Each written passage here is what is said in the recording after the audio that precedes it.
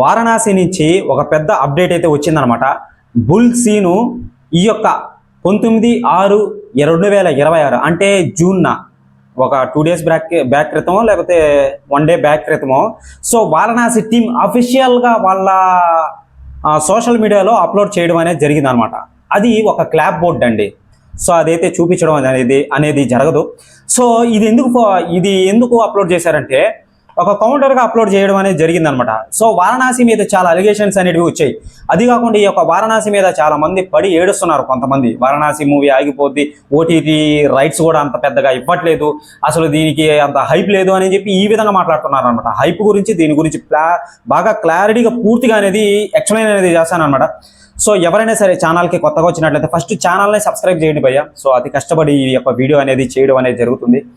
So ఇక చూసుకున్నట్లయితే 19వ తేదీ 6వ నెల 2026 ఈ యొక్క నంది సీను జరగడం అనేది జరిగింది మహేష్ బాబు గారి.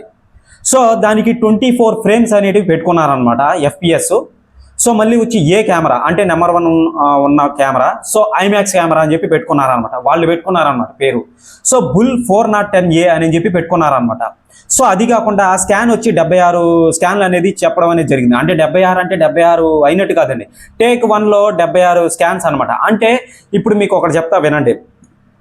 ఒక్క నిమిషానికి 24 ఫ్రేమ్స్ అనేటివి పెడతాడనమాట.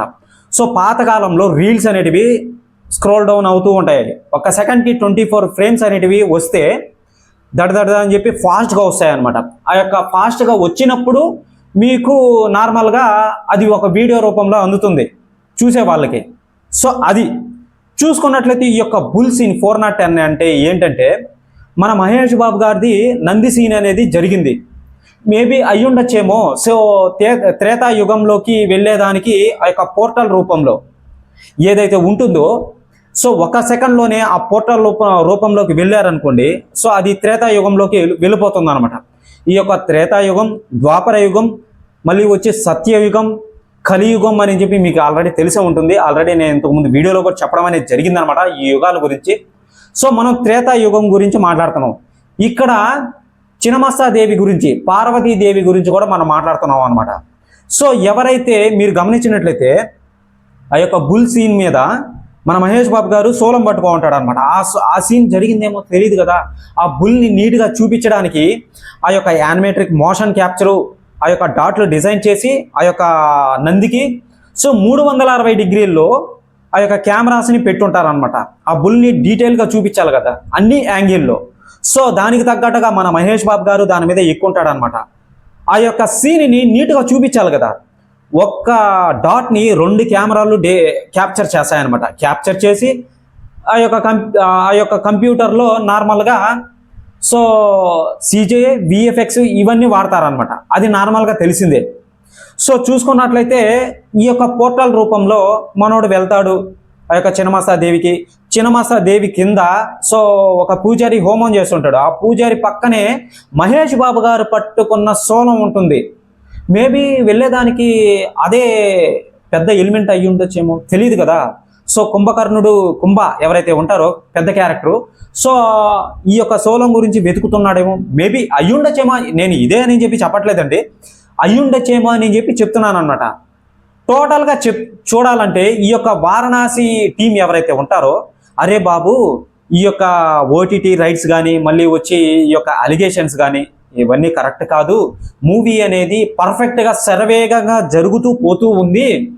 ఎగ్జాంపుల్ ఇదే బుల్ సీన్ అనేది ప్రస్తుతానికి జరుగుతుంది అని చెప్పి వారణాసి టీం తన సోషల్ మీడియాలో అప్లోడ్ చేయడం అనేది జరిగింది. ఇప్పుడు ప్రస్తుతానికి సోషల్ మీడియాలో ఆ యొక్క ఫోటో అనేది వైరల్ అవుతుంది అనమాట. ప్రస్తుతానికి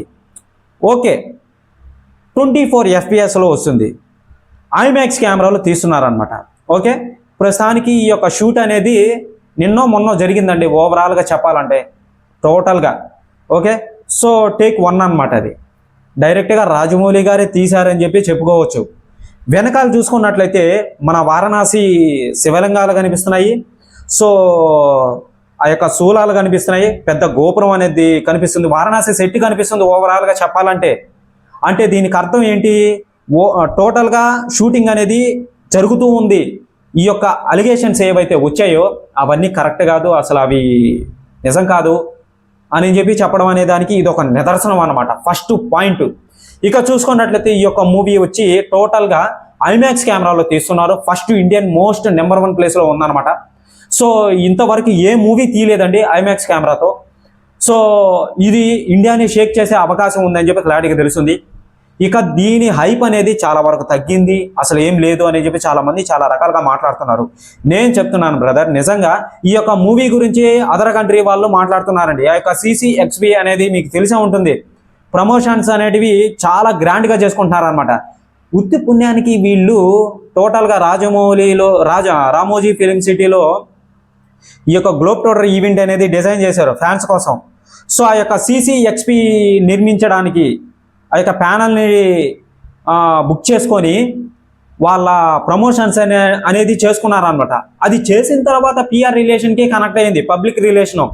సో పబ్లిక్ రిలేషన్ కనెక్ట్ అయిన తర్వాత చిన్న యూట్యూబర్లు కానించి పెద్ద యూట్యూబర్ల లాగా అదర్ కంట్రీ వాళ్ళు ఈ యొక్క వారణాసి గురించి మాట్లాడుతున్నారు. ఇదే మెయిన్ పాయింట్.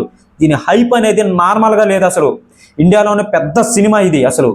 ఓకే, ఇక బడ్జెట్ విషయానికి వస్తే 1400 కోట్లు. 1400 కోట్లు అంటే ఏ OTT ప్లాట్ఫామ్ ముందుకు వస్తుంది ఒక్కసారి ఊహించండి. వెనకాడికి వేస్తుంది అనుకోండి, ఊరికే వెనకాడికి వేస్తుందని చెప్పి అనుకోండి, నేనైతే చెప్పట్లేదు అనమాట వెనకాడికి వేస్తుందని. సో దానికి తగ్గట్టుగా వీళ్ళు డిసైడ్ అవుతారు ఏమని, ఇంత అమౌంట్కి అయితే OTT ప్లాట్ఫామ్స్కి మేము ఇస్తాము అని. సో వాళ్ళు ఒప్పుకుంటారు. ఏ కాడికైనా సరే ఆ మూవీ బజ్ అనేది ఆ రోజుకి హైప్ అనేది మూవీ హిట్ అయ్యి 2000 కోట్లు కానీ 3000 కోట్లు కానీ కొట్టిందంటే, నేను చెప్పట్లేదు కొడుతుందని, కొట్టిందంటే అప్పుడు ఏదో ఒక OTT ప్లాట్ఫామ్ అనేది ముందుకు వస్తుంది. ఆ జియో హాట్స్టార్ అయినా కావచ్చు, నెట్ఫ్లిక్స్ అయినా కావచ్చు, ఆహా కావచ్చు, ఏదైనా సరే, G5 కావచ్చు, ఏదైనా సరే, ఎనీథింగ్, ఏ OTT ప్లాట్ఫామ్ అయినా సరే ముందుకు వచ్చేస్తుంది. అప్పుడు ప్రస్తుతానికి మేమిస్తాం మాకు ఇచ్చిండు మూవీ అనేది అని చెప్పి. ఓకేనా? సో ఇది హైప్ అనేది ఈ విధంగా ఉందండి. ఇది ఒక కౌంటర్గా వీళ్ళు ఈ యొక్క పోస్టర్ని వదిలేరనమాట. నా ఇంటెన్షన్ ప్రకారం నేను చెప్తున్నాను అనమాట. సో అన్నట్టు మర్చిపోయానండి, ఇప్పుడు ఆ యొక్క బుల్ సీను చెయ్యాలన్నా కానీ ఇప్పుడు మహేష్ బాబు గారు దాని మీద కూర్చోవాలి, నంది మీద కూర్చోవాలి, ఒక సోలం పట్టుకోవాలన్నమాట. సో దానికి కూడా వరల్డ్లోనే నెంబర్ 1 ప్లేస్లో ఉన్న ఈ యానిమేటెడ్ మోషన్ క్యాప్చర్ అంటే అవతార్ 1, అవతార్ పార్ట్ 2, అవతార్ 3 వీటికి వాడిన యానిమేటెడ్ మోషన్ క్యాప్చర్ డిజైన్ అది. ఆ యొక్క డిజైన్ కూడా ఎలా పనిచేస్తుందంటే, వీళ్ళు ఒక సూట్ వేసుకుంటారు కదా, స్విమ్మింగ్ పూల్ లాంటి సూట్ వేసుకుంటారు అనమాట. ముందు ఒక కెమెరా ఉంటుంది, చిన్న కెమెరా, అని వాడి ఆ యొక్క డిజైన్ని క్రియేట్ చేస్తారనమాట.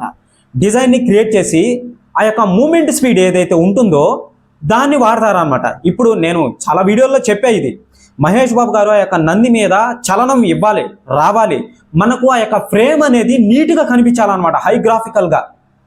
ఎక్కువగా CGI వాడకుండా సో హై గ్రాఫికల్గా వాడాలన్నమాట. ఎక్కువగా CGI వాడినా కానీ సో అదొక మైనస్ పాయింట్ ఉంది. అందుకే ఈ యొక్క యానిమేటెడ్ మోషన్ క్యాప్చర్ డిజైన్ అనేది వాడతారనమాట. మోషన్ మనకు మెయిన్ పాయింట్ అండి. సో కదిలే మోషన్ మనకు మెయిన్ పాయింట్ కాబట్టి దీన్ని వాడుతున్నారనమాట. ఇదే మెయిన్ లాజిక్ అనేది.